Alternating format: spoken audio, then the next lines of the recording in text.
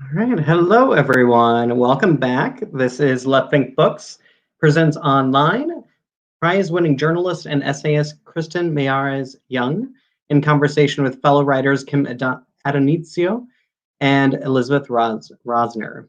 Left Think Books is St. Louis's oldest independent bookstore. We are celebrating 51 years this year. We would like to thank all of our supporters, the supporters of Kristen, Kim, and Elizabeth, and everyone for their outpouring of love for our bookstore. We have adapted to the current situation and are bringing you the things that you love the most about Left Think Books with curbside pickup and delivery to anywhere in the country, anywhere in the world. And just announced today, we will be opening for appointments as well. We are happy to be able to bring our event series virtual. We believe that events are a way to expand your mind and make the world a better place. We hope that you enjoy this event, and we hope that you support Kristen, Kim, Elizabeth, and Left Bank Books by purchasing a copy for you or for any of your friends at left-bank.com. The holidays are coming up. If you haven't heard, October is the new December. So purchasing a copy of Left Bank Books not only allows us to keep our bookstore and staff here through the most unusual of times, it helps us keep this event series going. It supports local, a whole lot of things. And also, you get a fantastic book out of the deal. So thank you all so much for your support. I am Shane Mullen. I am the events coordinator for Left Bank Books. I help produce our hundreds of author events each year with a fantastic team here in St. Louis. We will be taking questions from the audience at the end of the event, so you can type your questions as a comment, and we will get to those at the end, and you can do that at any point in time. Be sure to follow Left Bank Books on Facebook to be notified about all of our fantastic virtual events. And we will start with the first book, Subduction by Kristen Millares Young. Fleeing the shattered remains of her marriage and treachery by her sister, a Latina anthropologist named Claudia takes refuge in Niabe, a native whaling village on the jagged Pacific coast. Claudia yearns to lose herself to the songs of the tribe and the secrets of the spirited hoarder named Maggie. Instead, she stumbles into Maggie's prodigal son, Peter, who, spurred by his mother's failing memory, has returned seeking answers to his father's murder. Claudia helps Peter's family convey a legacy delayed for decades by that death, but her presence, echoing centuries of fraught contact with indigenous peoples, brings lasting change and real damage. Through the ardent conclusion of Peter and Claudia, Subduction portrays not only their strange allegiance after grievous losses, but also their shared hope of finding solace and community on the Makah Indian Reservation, an intimate tale of stunning betrayals. And Kristen Millares Young is the author of the novel Subduction, a prize-winning journalist and essayist. Kristen serves as prose writer-in-residence at Hugo House. Her investigations, essays, and reviews appear in The Washington Post, The Guardian, and elsewhere. She was the researcher for the New York Times team that produced Snowfall, which won a Pulitzer. And the next book I will discuss is Bukowski in a Sundress by Kim Addonizio. Kim is used to being exposed. Oh, sorry, I scrolled the wrong way. Kim is used to being exposed. As a writer of provocative poems and stories, she has encountered success along with snark. One critic dismissed her as Bukowski in a sundress. Why not Walt Whitman in a sparkly tutu, she muses. Now, in this utterly original memoir and essays, she opens up to chronicle the joys and indignities in the life of a writer wandering through middle age. At once intimate and outrageous, Addonizio's memoir radiates all the wit and heartbreak and ever-sexy grittiness that her fans have come to love, and that new readers will not soon forget. Kim Addonizio is the author of a dozen books of poetry and prose, most recently Bukowski in a Sundress, Confessions from a Writing Life, and Mortal Trash Poems. A new poetry collection, Now We're Getting Somewhere, is forthcoming in March 2021. A book of stories, The Palace of Illusions, was published by Soft Skull Counterpoint, and you can visit her online at www.kimaddonizio.com. And Survivor Cafe. by Elizabeth Rosner. As featured on NPR and in the New York Times, Survivor Cafe is a bold work of nonfiction that examines the ways that survivors, witnesses, and post-war generations talk about, shape, and traumatic experiences. As firsthand survivors of many of the 20th century's most monumental events, the Holocaust, Hiroshima, the killing fields, begin to pass away. Survivor Cafe addresses urgent questions. How do we carry those stories forward? How do we collectively ensure that the horrors of the past are not forgotten? Elizabeth Rosner is a best-selling novelist, poet, and essayist living in Berkeley, California. Her newest book of nonfiction, Survivor Cafe, The Legacy of Trauma and the Labyrinth of Memory, was featured on NPR's All Things Considered and in the New York Times.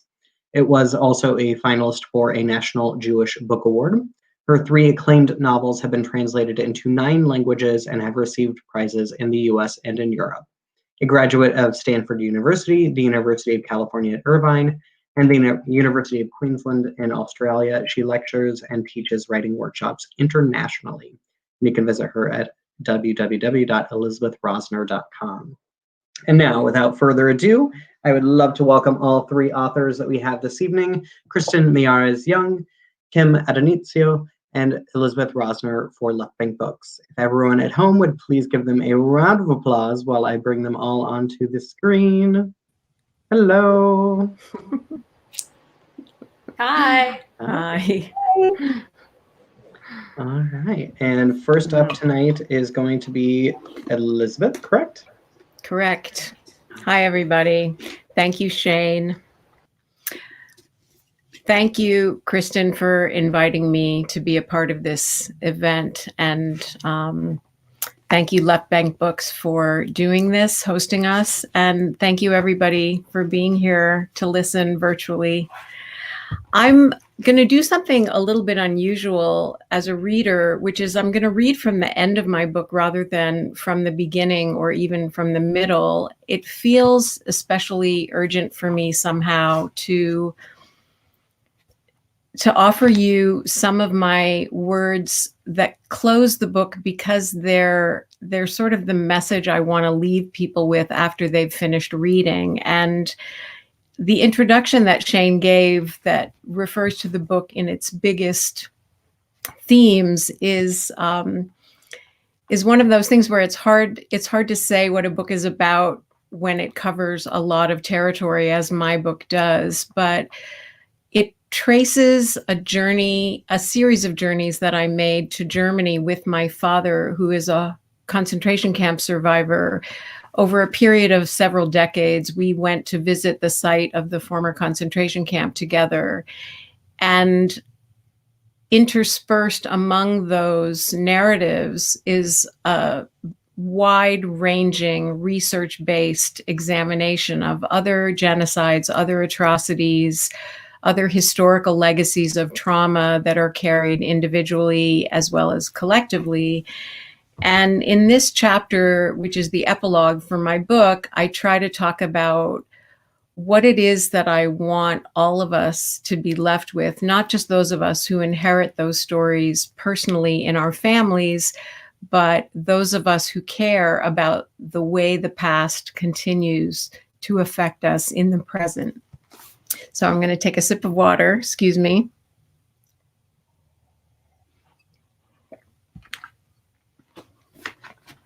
And I'm going to reference first a writer named Jorge Semprún, who was a Spaniard, a communist who was imprisoned in Buchenwald concentration camp, which is the camp that my father was imprisoned in. And if you've never read Jorge Semprún, I strongly, strongly encourage you to take a look at his work. But the book that means the most to me that I reference here is called Literature or Life.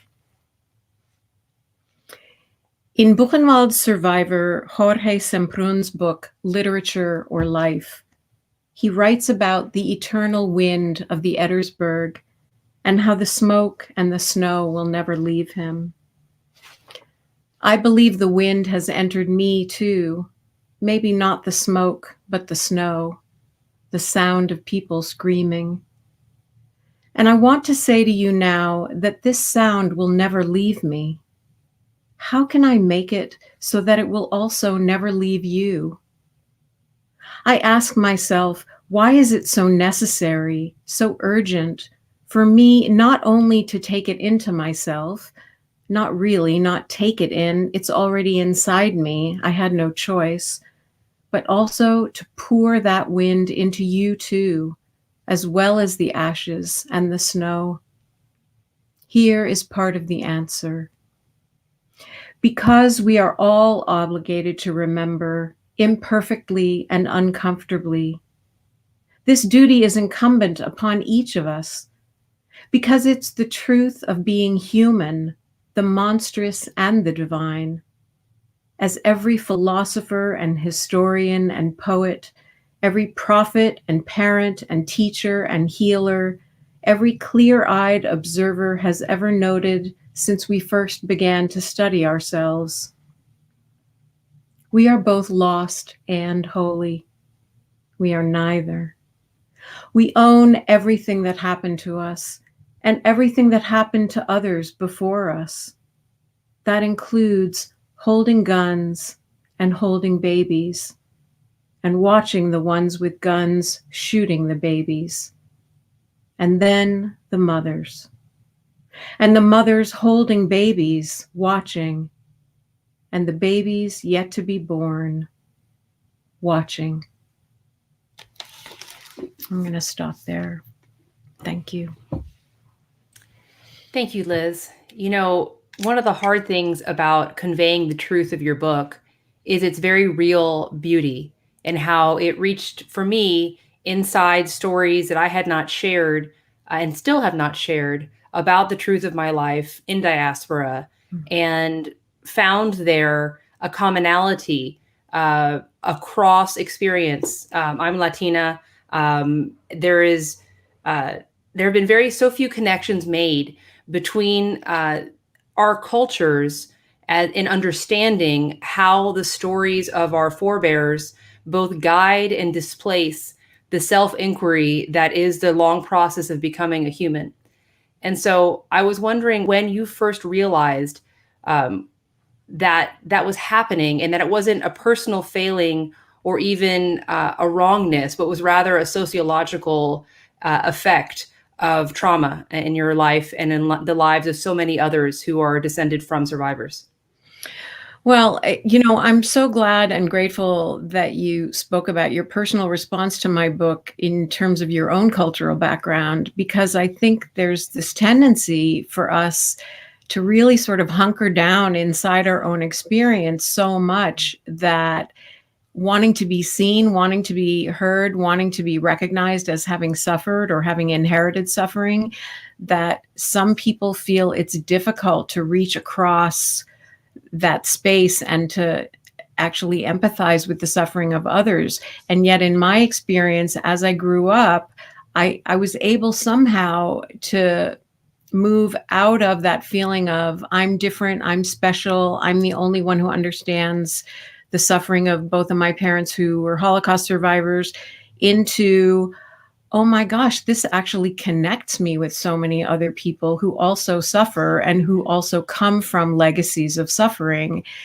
And this book was really the place where, after decades of writing many, many things that were experimenting with connecting those dots, this book was finally the place where I said, I'm going to include as much as I possibly can. I want to show that we share these burdens, and that the more we can see each other as having something of an echo, something familiar, something recognizable in what we carry, the more we don't just connect that way, we help each other heal. And I don't mean to simplify it in any way. Healing is not simple, and it's in some ways inevitably incomplete also.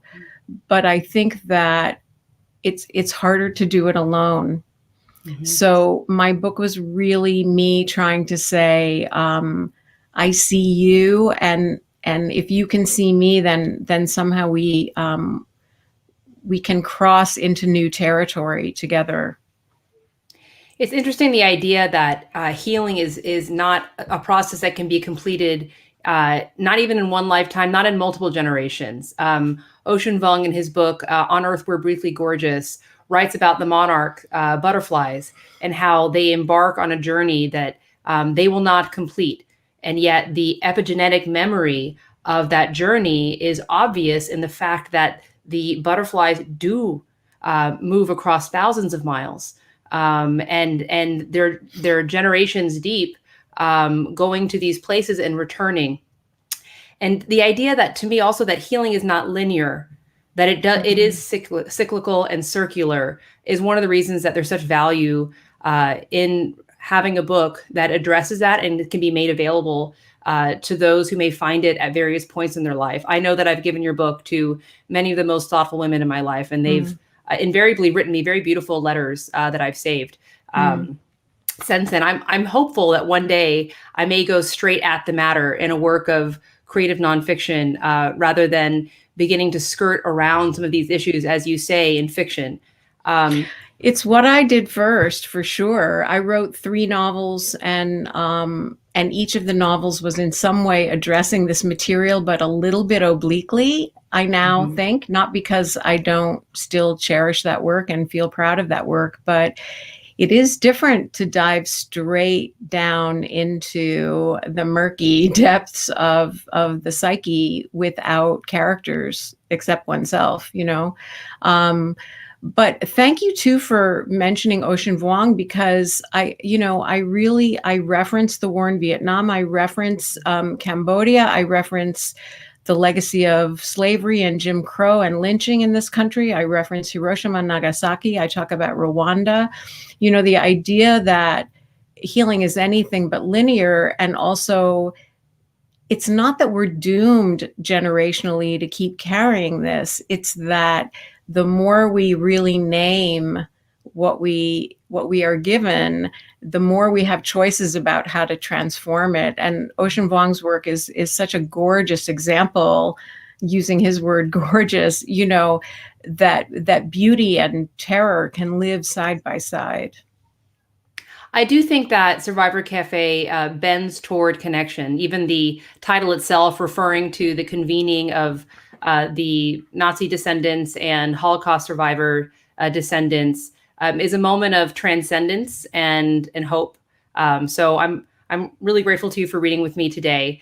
And of course, it's always dangerous to put yourself as a fiction writer in between 2 memoirists, especially when your character moves out of, beyond ethical boundaries that I myself, for example, have adhered to all my life. But the thing about fiction is it does allow this kind of prismatic inquiry into what it means to be alive. And to me, I have always been interested in exploring shame as a way of recognizing the weaponization of emotion by the settler colonial state, and the ways that shame, we wield it against ourselves in order to conform and to erase, especially as women, to erase our accomplishments and make ourselves smaller and more available to society's needs. So I'm going to read a little bit from my novel Subduction, which is about a Latina anthropologist who drags her damage out to the Makah Indian Reservation at Nia Bay, where she is to have embarked on a research project with a woman who's contracted dementia, whose name is Maggie, and has become a hoarder in the long absence of her son, Peter. As Shane noted in his introduction, Claudia stumbles into Peter, and she keeps stumbling. So although there's a lot of moments of beauty and connection in this book, I'm going to share a moment where she wakes up into a very changed world that she has helped create. And it is disconcerting, to say the least. Daylight pressed against her eyelids. A bright smear beamed between her glued lashes. Her head was beyond aching. It pulsed. The hangover occupied her entire body, spilling off the bed and pooling onto the floor, filling the room. She tipped her face to the window. Curtains parted onto a view of cloudless blue. Her eyes were sticky. So was her mouth. She closed her eyes again. The glare tackled her lids, and from beneath, she saw a different planet, a red world veined with mauve. Birds chirped. A car started. Tires scraped over asphalt. Children shouted in Spanish. A woman shushed them. A car door slammed. She squeezed her eyes shut, scrunching her temples. Pain radiated throughout her face. Claudia spread her hands on the bed, patting rough folds of cotton.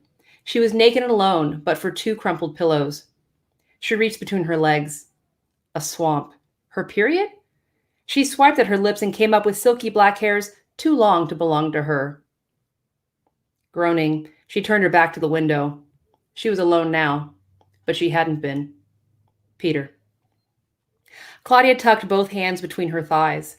She'd had unprotected sex with the son of her best hope for meaningful qualitative study. Everyone would find out if he felt like making it known, and what man wouldn't? She swung her legs off the bed and sat up, and her headache expanded like a dying star. A stripe of dirt and flies lined the gray carpet where it tucked into the plastic baseboard. The sound of her own breath echoed in her ears. She was sore. The children outside screamed and laughed. A vacuum bumped around the room next to hers. Sometimes macaws worked these jobs. Even if they lived off the reservation, they'd talk. She'd have to erase the evidence. She turned her head toward the door. It was not chained. She always chained the door. That meant they'd had sex here, or at least come back here. She fought an image of his face moving above her, careening in and out of focus. Her clothes were doubled over a chair. That's not how she would arrange them. He tidied up. Craning her neck, she checked the other nightstand. Her keys were stacked next to a full glass of water. Had she driven here? If not, she would be seen walking an exposed and dangerous stretch of highway that had no purpose this morning other than to shame her. If so, she should already be ashamed. And she was. She had just violated every code of ethics she'd ever agreed to hold sacred, and she did it on a whim, wasting herself. It couldn't be undone. She drained the glass, water running down both sides of her mouth. She would have to make herself presentable. Driving down Front Street was like strolling a promenade. Everyone checked you out. If there was a halfway decent chance they knew you, they'd wave or weave their cars a little bit to show you'd been seen. Claudia stood up to tug the paisley curtains together, wondering, did he leave them parted on purpose? They stuck right where they were, loosing a light flurry of dust as the acrylic shimmied back into place. Okay. No, he hadn't. She scurried to the bathroom, hiding her ass and avoiding the mirror, and checked the wastebasket. No condom. No shiny wrapper, not even a tiny torn-off corner. Maybe he flushed it. That wasn't it, and she knew it already. She faced her reflection. Her shoulders and breasts bore rough red patches. She pirouetted to check her back, and on her neck, next to her spine, 4 bruises bloomed in a row, purple as pansies. Seeing them alarmed her. A shower. First things first. The motel stocked the kind of soap that splits in 2 when you open the wrapper, and nothing else. It would have to do. Her fingers smelled like cum and cigarettes. She didn't dare take a whiff of her hair. She pulled the curtain and started the water, nearly falling out of the tub when a cold spray sputtered out of the shower head. Then again, cold water was better for washing off semen, a lesson learned while camping with Andrew. Early on in her marriage, she slept under the stars, unafraid, scoffing at tent, hair full of wood smoke, inviting dew. Early on, they zipped their sleeping bags together. Early on, they did all kinds of cheesy shit she used to love, along with him. When did she stop being young? When did she stop being used? Claudia peed herself to keep warm, focusing on the shower, which was almost hot. Everything would be okay. It would be okay. Things would get better the cleaner and emptier that she got. She scoured her scalp with shards of soap, moving down her body. The water was cooling. By the time she got to her thighs, it was frigid. She let the icy stream blast her face. Swollen eyes rode herd on a long night of hard drinking. With no conditioner, there wasn't much she could do about her hair. The towels were the size of tissues and about the same thickness. She dried her hair with unwise flips of her head, reeling against the sink as her brain sloshed back into place. Scrubbing her teeth at the wet towel corner, she rinsed and spat and searched for flashbacks to reconstruct her night. Kelly Green, yes. It began with playing pool. His bad break. No. It began with beers on the beach and the slow creep to Clallam Bay. Amber Light in a tumbler, and another, and another, and another. Had she ordered those drinks? Or did he bring them to her unasked? She couldn't remember paying for anything but the first round, which she did with cash, in case she got stopped. She saw herself sink the 8-ball, watch his face sharpen, his smile lines crystalline as he held the door on their way out. Stars tumbling to her right. Good. She hadn't driven. Warmth on her body, a hand on her throat, her head against the wall. The motel clerk's call. Fuck! They were already famous. Thanks. I'll stop there. The idea of coming into consciousness and finding that world that one had left in a state of ecstatic abandon, intoxication, and the sordid ways that we come back into ourselves after we've been disinhibited is something that I'm interested in exploring, also along with consent. Claudia is doing this research with a woman who is not really able to provide consent because she has dementia. And so Peter's presence in this reconfigured family is incredibly important to her project and renders what she's just done an incredibly fraught act, aside from her own damage. So I will cede the stage to Kim, who's going to be reading from her memoir and essays. Thank you, Kim. Thanks, Kristen. Thanks for having us do this with you, and congratulations on your novel, and welcome to whoever's out there. We can't really see you, so do say hi during the Q&A and let us know you're out there and what you want to talk about. And thanks to Left Bank Books. I'm going to read from, I was trying to decide what to read and decided to draw from a couple of different essays in this book, Musikowski and a Sundress, and it's called Confessions from a Writing Life, but it's in essays, so it's about motherhood and being a daughter and family and my brother's mental illness and sex and drinking and, of course, writing. So I'm going to read two brief excerpts that come in both cases from sort of inside the chapters. And the first one is from a chapter called All Manner of Obscene Things. And do you need to know anything? I don't think so. It's about living with a boyfriend and having an affair with my ex-husband. And it mentions my daughter, Aya. Every child is born with a tiny part of its imagination missing. The part that can visualize mommy and daddy, or mommy and mommy, or daddy and daddy, naked and sweating together as all manner of obscene things occur. When I first learned about the man putting his penis in the woman, it never occurred to me that this abstract knowledge could be applied to my parents. Even once accidentally seeing my father's penis when he emerged naked from my parents' bathroom didn't convince me he was capable of having an erection, let alone placing that thing in my mother's vagina. Even writing these words, I feel faintly horrified. I have seen my mother's vagina. I washed it a few times toward the end of her life. Still, I could not imagine my father making love with her. And it's only now, after her death, that I can even think of her as a woman who was once a sexual creature, who must have slept with some of those early boyfriends she reminisced about in the years after my father died. Once I asked her about her affair with Spencer Tracy. When she was a tennis star, my mother knew all sorts of famous people. Did you sleep with him? I asked. She was visiting me in San Francisco. We were sitting on the beach at the marina, our shoes off, our bare feet in the cool sand. Oh, Spence was a lot of fun, she said, with a sly little smile, and I didn't press her for details.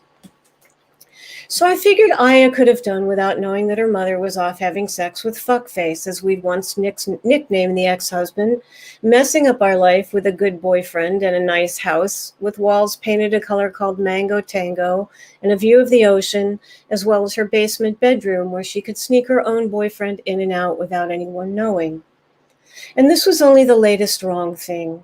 Before this, there had been that piece of pornography I published in Penthouse. Aya wasn't supposed to see it, but my boyfriend pulled it off its hiding place on top of the fridge and said, "Look, your mom's in Penthouse." At least I wasn't there, spread over a hay bale with my airbrushed anus shining, but still.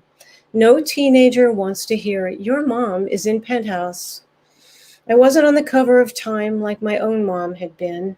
I was in a dirty magazine, read under the covers and out in the woods by pre-adolescents. Somewhere, grown men were masturbating thanks to my words. I had written the story with a list of guidelines like no bestiality and No excessive cum on the face. This is the kind of mother I was. And so that's motherhood, or some of it. And the other thing I'm going to read is from a section. This is a little more poetic prose. Little section from the chapter called How to Try to Stop Drinking So Much, as I sip on my wine. Mimosas, because it's Sunday brunch. Cabernet Sauvignon, because it goes with the pizza. Sancerre, because it's your favorite. House margarita, rocks, no salt, or else Patron Silver with Cointreau and fresh lime juice, shaken and poured into a chilled martini glass. You drink because the dinner guests are boring and the conversation insipid. Because you're anxious about your upcoming travel. Because you're celebrating a friend's birthday, a new book, the world not ending. Because you bought napkins that say, it's 5 o'clock somewhere. Because you like a glass of wine on the counter as you chop the garlic. Because your friend's sister's cough turned out to be cancer. Because your mother gets Parkinson's and spends a miserable 10 years shuffling around in assisted living and then dies. Because you are not with her when she does. Remember how fast she was on the tennis court, how she always jogged upstairs. Remember her enjoying a single bourbon and Coke almost every night with a bag of Fritos. The last time you played tennis with her was on a court near the retirement community in Florida, where she stayed during the winters. Tall coconut palms beyond the chain-link fence, late afternoon light on their trunks and long fronds, your mother executing a series of perfect backhands. Afterward, you went out for drinks with your brother Gary. Remember giving vast quantities of whiskey to your brother John when you and your girlfriend pierced his ear in high school.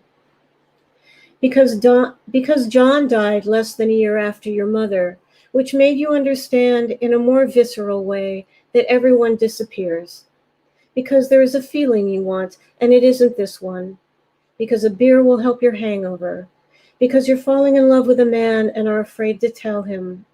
Because you're camping and the sun is going down over the river as you lie together on an old green blanket, in love, and when the wine spreads through you like melted blackberries, you will go into the tent and hold each other on top of the zipped together sleeping bags. Remember saying, please don't leave. Because he left. Because fuck it. Because you're bored, restless, angry, disappointed, scared, because who are you without it?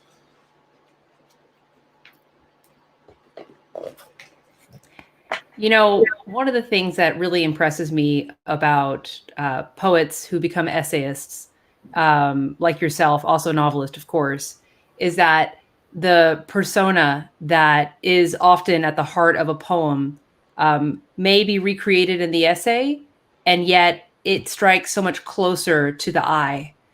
It is necessarily in an essay, the eye. And so I was wondering, you know, as you 12 books in, you know, when your life has become, in some ways, your poetic life has become a matter of public attention, how do you sustain that commitment to vulnerability on the page? Well, public is a relative term, especially in poetry. You know, we're not all that public, which is kind of the blessing of being primarily a poet. But you know, it's interesting because people, you know, all the time ask me about poems in that way, and I always say, well, it's a poem. It's not my autobiography, you know, and I'm very comfortable lying in a poem. Whereas with the personal essays and with this memoir, I felt like I had to tell the truth as I saw it and the best that I could, and I didn't want to combine characters or do any of those things that people talk about that they're always apologizing for at the beginning of memoirs or qualifying, let's say. And I didn't want to qualify anything. I wanted to do it to the best of my ability. Like, this is as far as I can remember what really happened.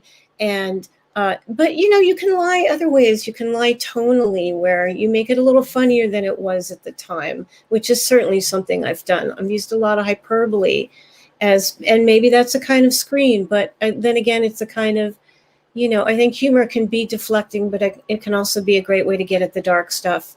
So Yeah, I don't know what else to say about that, except that I tried to be as honest as possible.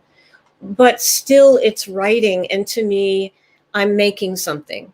So even if I'm trying to make or really find the story, that's the difference to me in an essay. You're not trying to make up a story, you're trying to find the story in your experience. And then you have to choose things to tell that story that you think is the story of the experience. So I just tried to do that to the best of my ability, but it's still writing to me, so it's still my craft, and I don't take it personally in an odd way, or I've learned not to over years of writing. You know, it's one of those interesting things because like the retrospective redefinition that can come through the process of writing is one of the beauties of making essays, because you can tell yourself your own life story and yet reshape the narrative as you understand it through the writing. And it's interesting to think of that as a deflection or a tonal overlay. In some ways, you can teach yourself to find the humor, right, in something that may have felt devastating at the time. Mm-hmm. But Yeah. asking for a friend, since I finally decided to befriend myself in my midlife, I'm wondering about this dance between revelation of intimate detail and then protection of parts of your life which are real and not part of your writing career, like your daughter. How do you manage that dance between those forces? Um, my daughter has been. I wasn't ever so worried about my parents because they weren't interested in poetry, and my father died really before I began to be published, and my mother wasn't very interested anyway in poetry. She thought I should be a lawyer. That's what my dad wanted me to do. Yeah, you're so smart, Kimmy. Why don't you become a lawyer? Or else, why don't you write romance novels? They sell. So I didn't do either of those things. But I'm sorry, Kristen, what was the question?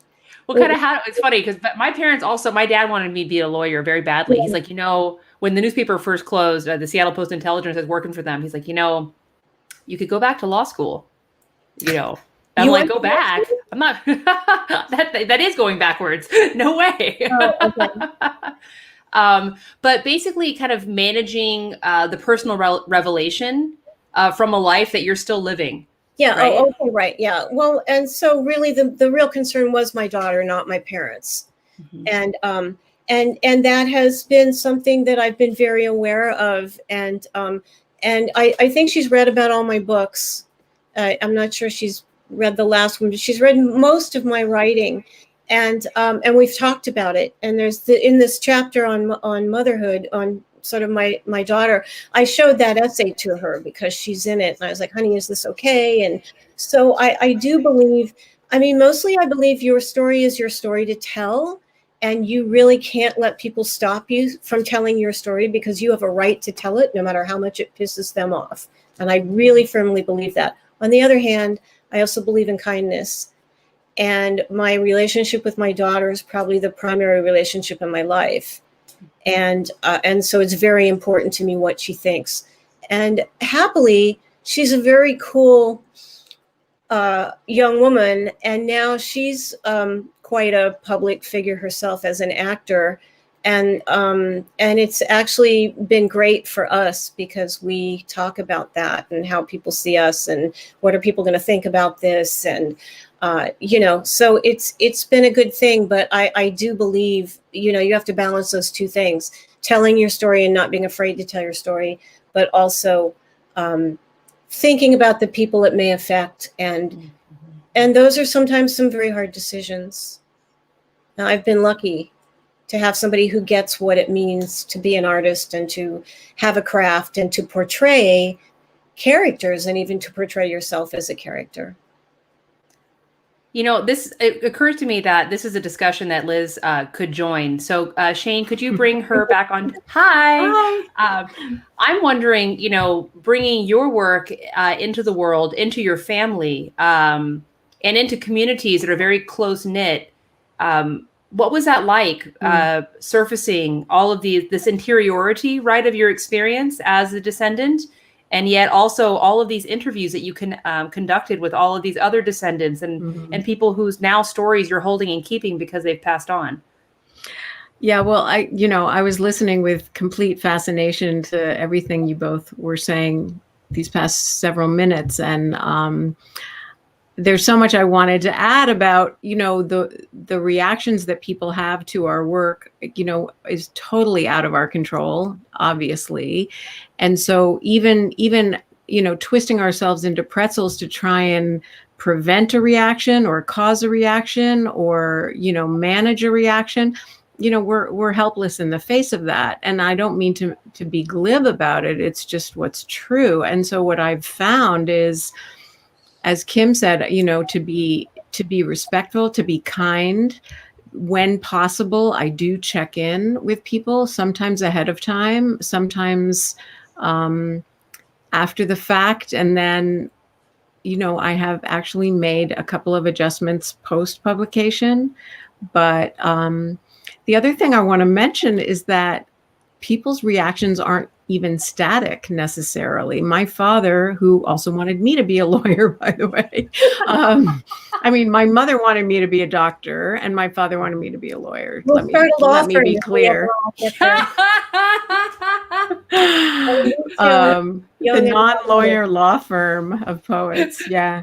But his reactions have been all over the place. And now he's unbelievably proud of me. Like, it took years and years for him to make peace with me being a writer, to make peace with me writing about things that maybe were supposed to be more secret or more private or more personal. And honestly, because my dad is who my dad is, the fact that I'm, quote, successful, now he can be happy that I'm a writer. Now that I've been in the New York Times, now that his endocrinologist heard me on National Public Radio, I must be okay, and I literally will hear him saying to people, she's very talented, she's really quite, and so to also just hang in there sometimes with staying true to your work and staying true to the motive that keeps you writing and many motives that keep you writing. And then to just trust that if you stay with it true enough, those reactions either aren't going to matter that much, or they may even surprise you and be supportive. It can be a miracle like that. It feels miraculous to me. Well, you mentioned the endocrinologist, and that was actually one thing I wanted to follow up on, because part of Survivor Cafe is not only the transmission of these stories, but also the transmission of trauma through the DNA and in epigenetics. And I wanted to know how you came to that knowledge, and where did you first begin to suspect that there was a signature that was beyond and was also uncontrollable, right? You couldn't prevent it from coming into your body, and you didn't necessarily control how it manifested through your body.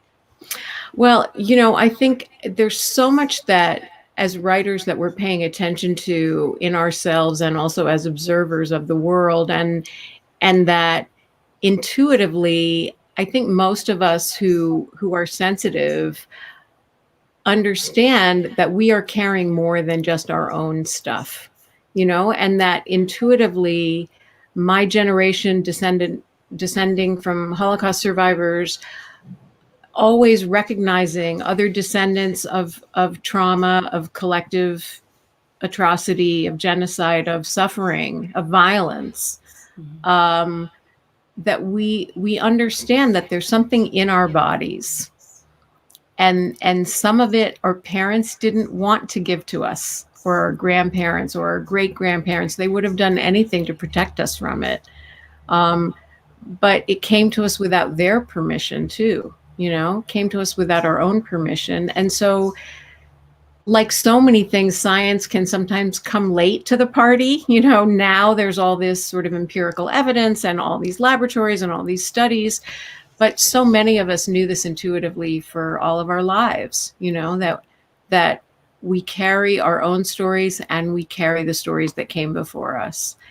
And I also have to say that a lot of my empathy is reserved for people who inherit perpetrator stories and people who inherit the bringers of violence, not the victimization, but the causing of violence. You know, what is it like to hold that in your body, to carry that? So, you know, you wrote about shame and the what it feels like to have shame in your body and shame pouring out of your skin. You know, imagine feeling shame for what your ancestors did. Mm-hmm. You know, it can be enormous and complicated. And so science can sometimes help us by validating it, you know, and saying, this is real. You're not imagining this. Mm-hmm. We can prove it. We can measure it, even though there's still a huge debate about it. And I won't go into that debate, but sometimes the naming of a syndrome or a disorder, Mm-hmm. instead of feeling additionally shaming, it can be liberating. I remember in one of the survivor cafes, a German woman kind of at the periphery, and she says, you know, in Germany, it's sometimes hard to love yourself. Yeah. And so that kind of bulwark between self-love that is carrying the perpetrator story is real.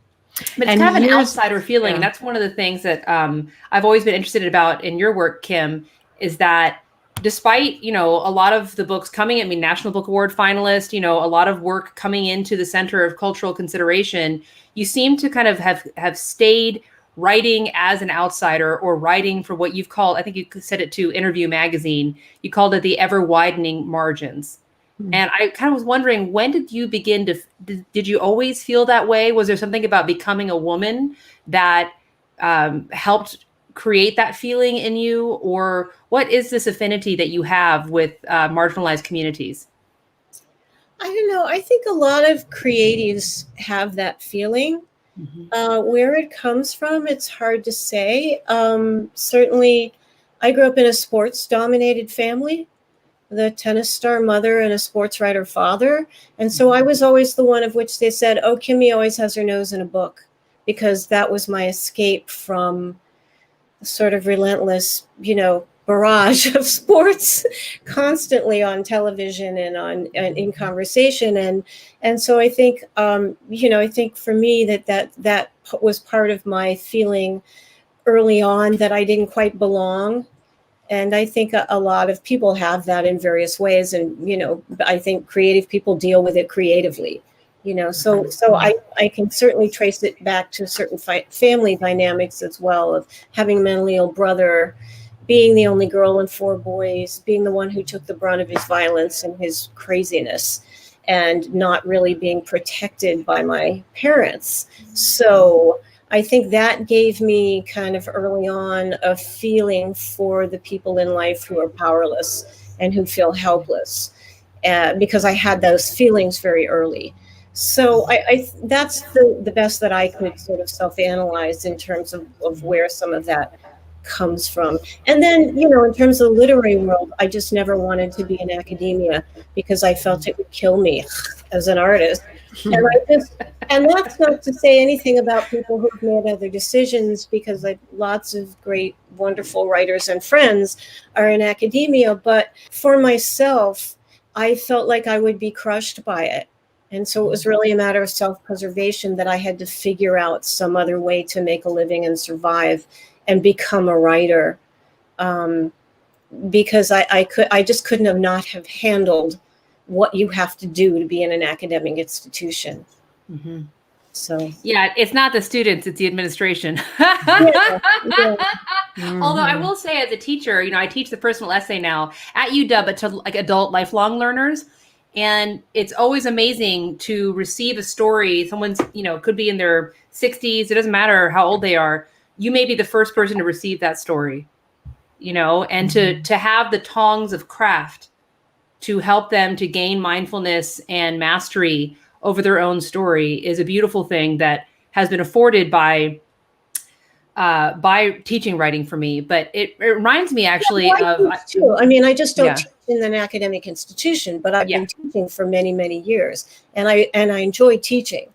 It's just, as you said, It's the rest of it. Yeah, I've wanted to go on your trips to Italy. I've been watching those for years. I've been like, that looks good. One of these years. I don't think we're going to be back by this summer. I hope, but I have a feeling it might not be till whatever year comes after that, if indeed a year does come after that. I do think it's a long-term horizon for emerging from this pandemic. Yeah. One of the things that it reminds me of, I went to the Anne Frank Museum years and years ago, and there was a video of Anne Frank's father, and he was talking about, and it was very affecting. He said he was very close to his daughter. They were as close as two people could be, and they'd forged that closeness in this time of sequestration. So when he read her diary, he was just shocked by how little he knew of the interiority of her soul. And he said, and it devastated him. And then he plumbed it for meaning. And he said, I'll never forget that he came upon this universal truth, which is that children protect adults from their feelings, from their emotions, and that this was something that was true across many people's lives and was not something that was an indictment of his own family, but rather was a more universal truth. And it occurs to me that in our creative productions, we're doing this thing where there's this individuation that happens, removing ourselves from the family narrative in some ways to forge new meaning, but it also creates a kind of collective memory. It contributes to, the American arts and letters, right? Where together we are able to create new meaning through experiences and reevaluating those experiences and what their import was. But I was wondering, I know that both of you are in, various states. We're all under duress right now. I'm wondering, as we kind of reach the conclusion of our talk, where are you finding meaning in this cruel year? I have actually been returning to singing a lot as a way of releasing energy from myself. And am like diving headlong into my reading practice, maybe to even the deferral of writing my next book a little bit. But I'm like, well, if I'm reading widely, then it's going to come in and it'll get out there eventually. But where are you all finding meaning? Elizabeth, do you want to? What occurs to me is a two-part answer. So one part is that I'm walking in nature, and I'm really, really, really trying to pay attention to beauty wherever I can find it, because it's like medicine for me right now, because I feel so poisoned and toxified by everything. And then the other huge piece of my life right now is and I don't mean to sound like a martyr, but I am in service. I am in full on service. I am living with my father. He's 91. Caregivers come and go during the day, but I'm here 24/7. I've been here for months, and I am trying to breathe in and breathe out, being of service every day. And it is hard, hard, hard. It is the hardest thing I've ever done.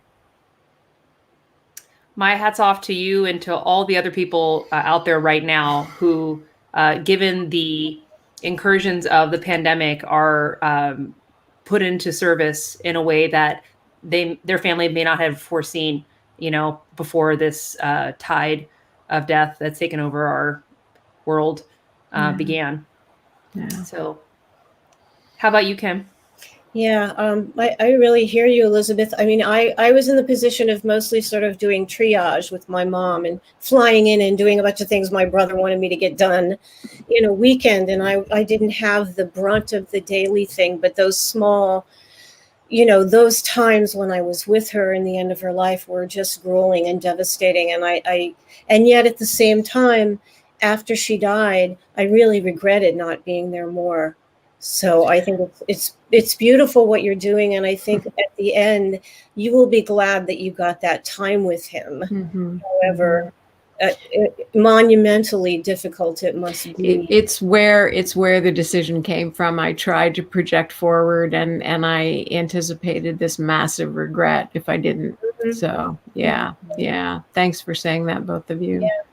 Yeah, I think for me, it's just been being grateful, because I feel incredibly fortunate. I'm living in a good place in the hills, and I have a lot of peace here, and a couple of cats I'm taking care of, and I just feel I feel I'm so incredibly lucky. And so my thing has just been, when I get down about the world, to try to just remember how lucky I am and how important it is, as Jack Gilbert talked about, to still, I can't quote the poem or even remember the name, but he talks about, there's laughter even in the streets of Calcutta, and he talks about what a disservice it is to not be happy, because the world is such a shit show, and that it is partly our responsibility as well to find that joy, and to find that joy and meaning in our lives, and of course not in a selfish way,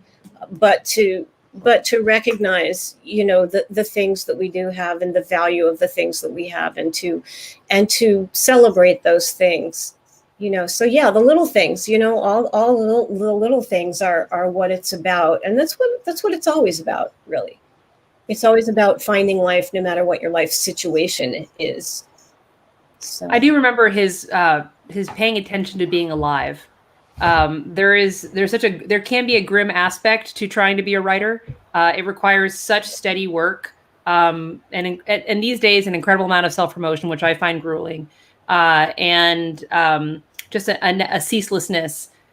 So to attend to the business of being alive in these times, to attend to joy and self-care as a radical act, as an act of subversion to the colonization of our mind space by our digital devices, which are designed to addict us and make our attention to capture it in order to receive advertising. It is a radical act to step away for joy and self-care. So I appreciate so much both of you being here. I appreciate Left Bank Books for hosting us. And to everyone who watched today, or maybe seeing this in future days, I hope you'll remember that your joy, your life is of paramount importance, and to attend to it when you can. So thank you so much for having us, Shane. Absolutely. And to step away from your screens for a moment, I will remind everyone that we do have physical copies, screenless physical copies of the book available at left-bank.com. And your support for this event series is incredible. I want to thank all three of you for just an incredible, enthralling conversation, a very sensitive conversation. I just enjoyed and appreciated what you all have talked about tonight. So thank you so much. Thank you. And writers. Yeah. Thank you, Kristen. Thank you, Kim and Shane. It was really a privilege to get to share and be a part of this. Keep reading. Step away from the screen, y'all. Support your local bookstores. Yeah, buy local. Amazon does not need your business, okay? All right. And for the audience, we'll see you next time. And Bye. hope you all have a great evening. Thank you. Bye.